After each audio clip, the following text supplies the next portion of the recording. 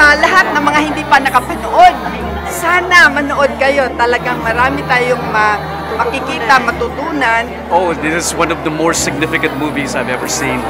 This is a good blend of entertainment and at the same time values. The cinematography was great and acting was superb.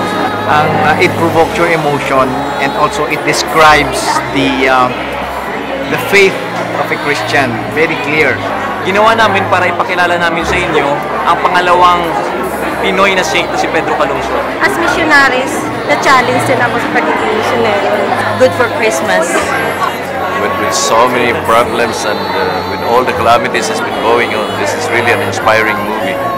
It's like, pinapasok ko sa buhay ko. Kaya nung dumating yung punto na, hindi ko na namalayan, meron palang tumutulo na sa mata ko. Merry Christmas sa inyo and Happy New Year. Please come watch Pedro Calungsod.